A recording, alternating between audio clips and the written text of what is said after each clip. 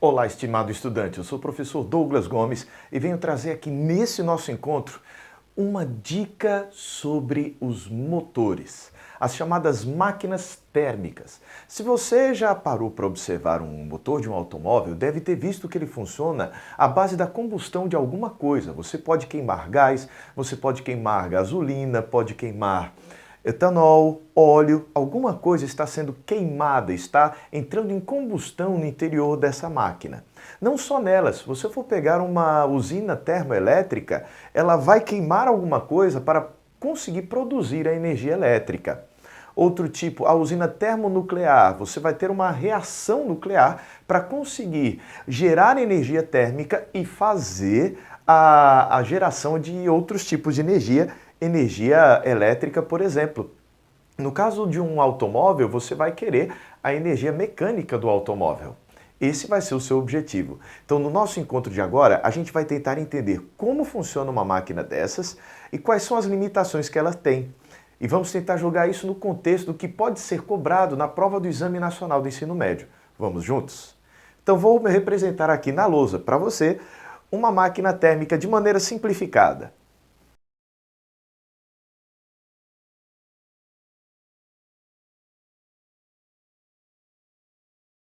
Então, aqui você vai encontrar uma máquina bem simplificada. Eis aqui a parte chamada caldeira. Dentro dessa caldeira você vai ter o que se costuma chamar de fluido operante. Nessa nossa máquina vamos utilizar a água como fluido operante. Então essa caldeira vai possuir uma certa quantidade de água. Para a máquina funcionar, você vai precisar que a vizinhança dessa estrutura esteja em desequilíbrio térmico. Como assim? É necessário que para que haja transferência de energia térmica de um ponto ao outro, que exista diferença de temperatura. Então é necessário um desequilíbrio térmico nas vizinhanças da máquina. Por essa razão, nós vamos ter aqui uma parte que vamos chamar de fonte quente. A fonte quente é a parte da vizinhança da máquina que está a uma maior temperatura. E vai haver também uma outra região onde nós vamos ter uma fonte fria. É a outra parte da vizinhança que deve estar a uma temperatura menor que a da máquina. Então, nossa máquina vai operar entre essas duas temperaturas. Outra ideia interessante, para nós conseguirmos manter um local constantemente quente, nós vamos precisar de algum tipo de reação. Eu vou colocar aqui de maneira simbólica um pedaço de madeira que esteja entrando em combustão. À medida que ele vai entrando em combustão, vai havendo a liberação de calor para a nossa máquina, que contém água. Então é nesse ponto aqui da máquina que nós vamos ter a entrada de energia térmica através do mecanismo calor. Então, olha a entrada de calor. Nós vamos chamar essa quantidade de calor de módulo do calor que é recebido pela nossa máquina. Esse calor que é recebido pela máquina é chamado de investimento. Nós vamos investir essa quantidade de calor para fazer a máquina funcionar. Mas o que vai acontecer dentro dessa nossa máquina? A água vai recebendo esse calor, entrar em ebulição. E quando ela entra em ebulição, ela sofre uma expansão, ó. E nessa expansão, você que já deve ter estudado um pouco de termodinâmica e de gases, na hora que ocorre uma expansão, o objeto faz força e desloca a vizinhança para conseguir se expandir. Então, há realização de trabalho. Então, é aqui que a gente vai ter uma segunda parte da nossa máquina chamada turbina. Isso daqui é uma turbina. Professor, o que é isso, Douglas? Isso significa, por exemplo, um catavento. Você já soprou um catavento e viu como ele gira? Pois é isso. A turbina vai funcionar dessa forma. Ela vai ser soprada pelo vapor e vai girar. E na hora do sopro faz força e desloca a turbina. E nessa história nós temos realização de trabalho.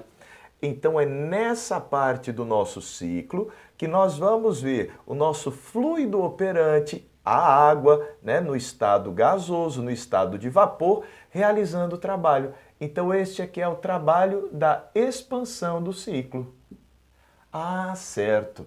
Então, depois de realizar esse trabalho e fazer a máquina funcionar, esse vapor vai precisar retornar, porque é uma máquina térmica cíclica. Nós estamos trabalhando aqui com máquinas que funcionam em ciclos, que elas ficam repetindo, né?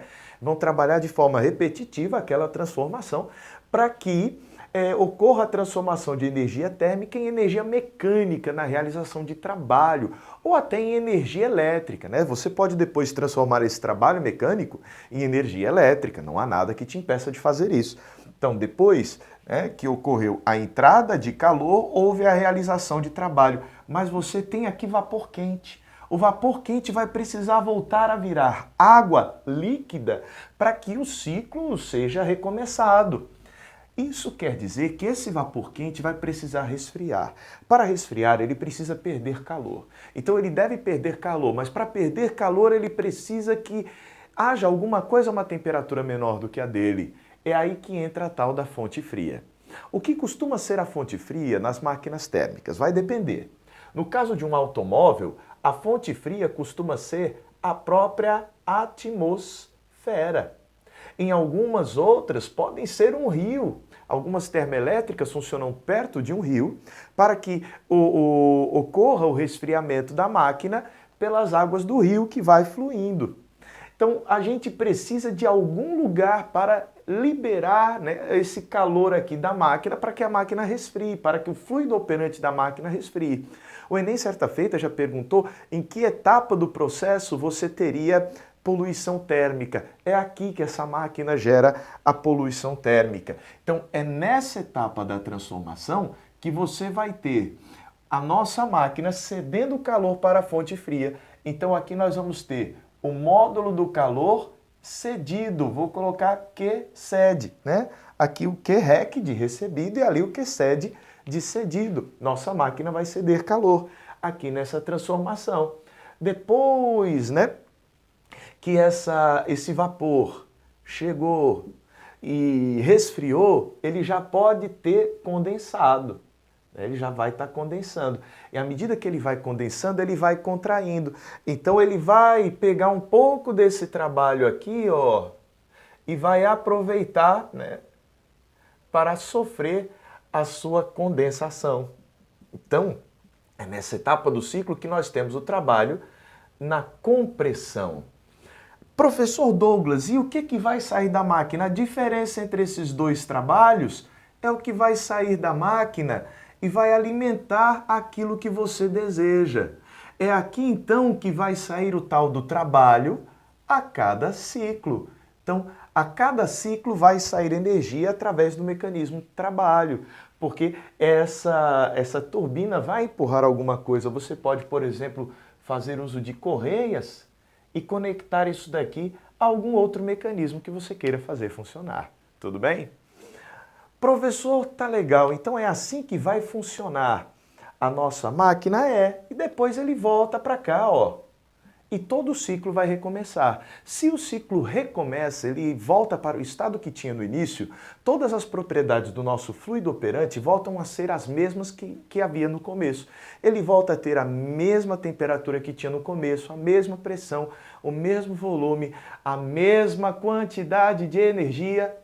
Opa! Se ele volta a ter a mesma quantidade de energia, eu posso dizer então que o total de energia que entra vai ser igual ao total de energia que sai. Essa é a primeira lei da termodinâmica. Se a variação da energia é zero, é porque tudo que entrou saiu. E nós vamos fazer exatamente isso agora. O que é que está entrando? É o calor que é recebido da fonte quente. E o que é que está saindo? Está saindo o nosso trabalho a cada ciclo e está saindo o calor que é cedido para a fonte fria. Professor, então é só isso? É. Agora, cuidado. Nem todo o calor que é recebido é transformado em trabalho. Mas por quê? Isso é uma lei da natureza, chamada segunda lei da termodinâmica. Ela diz que é impossível todo o calor recebido de uma fonte quente ser convertido integralmente em trabalho em uma transformação cíclica. Cuidado, se a transformação não for cíclica, pode acontecer sim a transformação de todo o calor em trabalho, se a não for cíclica. Mas se a transformação for cíclica, que é o que acontece numa máquina dessas, é impossível, porque em algum momento o nosso fluido operante vai precisar perder calor para um lugar frio, uma fonte fria, a fim de reiniciar o seu ciclo. Daí a segunda lei da termodinâmica mencionar isso. Toda máquina, então, vai apresentar o que nós chamamos de um rendimento. Então vamos falar sobre o rendimento da nossa máquina. A gente costuma chamar de eta. Então, o rendimento desse nosso ciclo é definido como sendo a quantidade de trabalho que essa máquina vai nos proporcionar a cada ciclo, dividido pela quantidade de calor que ela recebe a cada ciclo. Veja, o trabalho é o que nós temos de retorno útil, enquanto que o calor que ela recebe é um investimento que nós fazemos. Nós vamos pagar para poder queimar alguma coisa, você vai pagar para ter o combustível e poder fazê-lo entrar em combustão. Então, por esse motivo, a gente vai dizer que o rendimento é dado por essa expressão. Vamos fazer aqui um exemplo. Suponha que essa máquina ela esteja recebendo 1000 joules de calor dessa fonte quente. E toda vez que ela recebe esses 1000 joules, ela devolve, através da realização de trabalho, isso aqui é só uma suposição, 400 joules.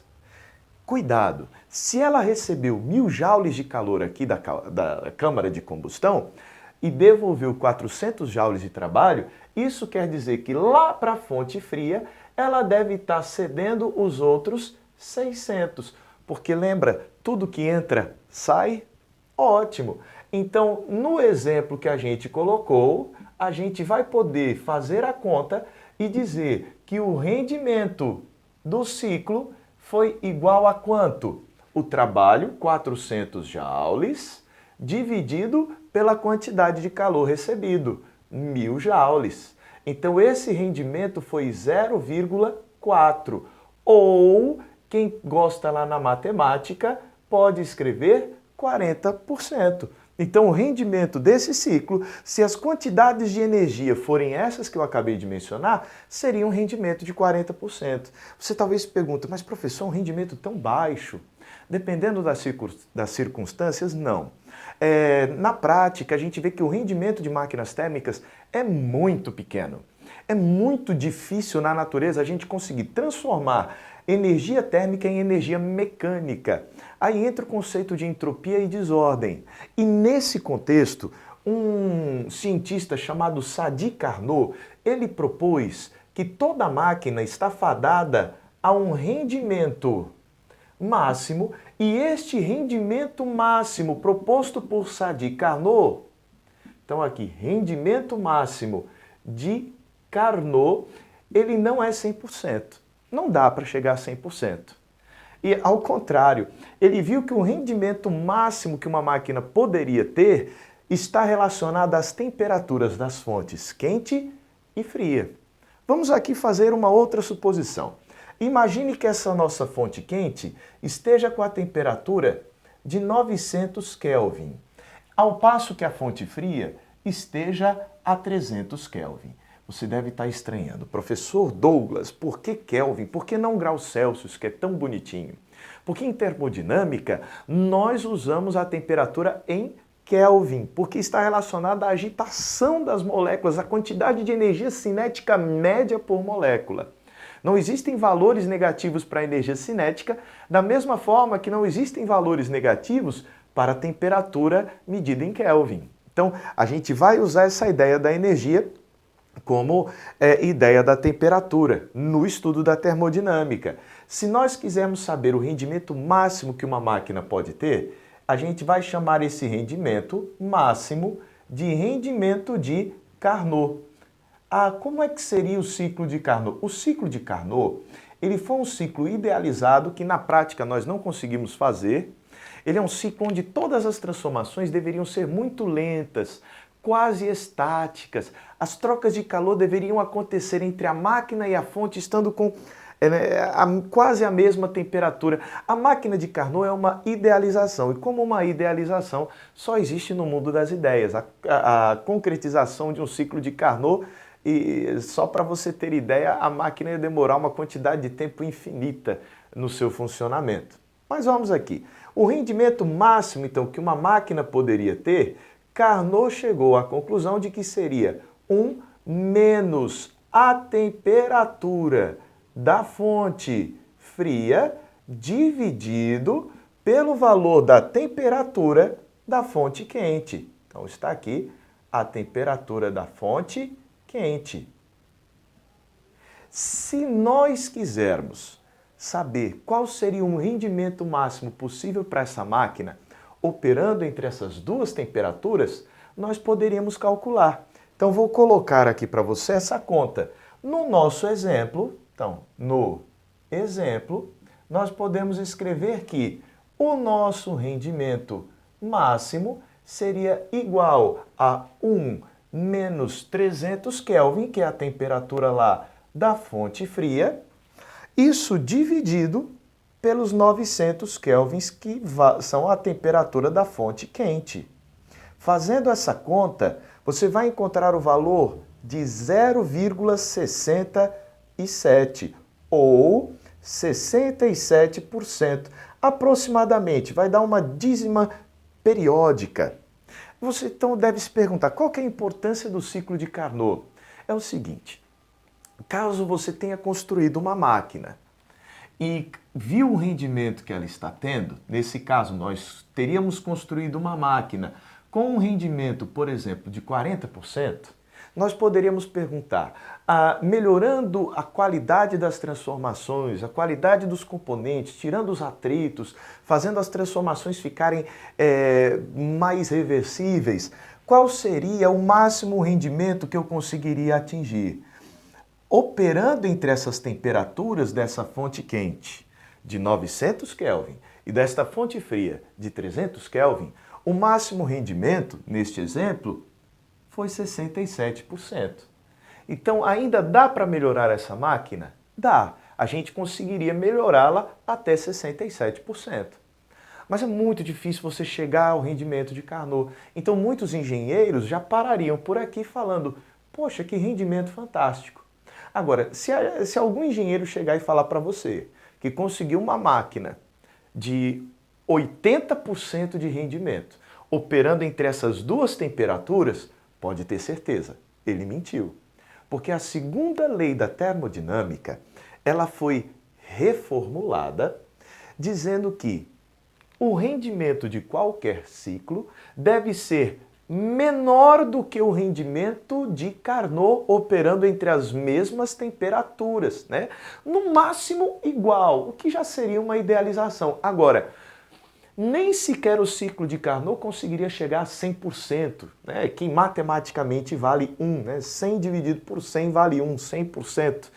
Por quê? Porque para uma máquina de Carnot conseguir um rendimento de 100%, esse termo aqui da equação precisaria valer 0. E este zero de temperatura da fonte fria seria o 0 Kelvin. Então, querido estudante, as máquinas térmicas vão funcionar dessa maneira. A gente aprendeu então a calcular o valor do rendimento no ciclo e a calcular também o máximo de rendimento que o nosso ciclo pode ter. Com isso, nós terminamos esse nosso encontro. Vejo você em mais uma outra oportunidade. Até lá!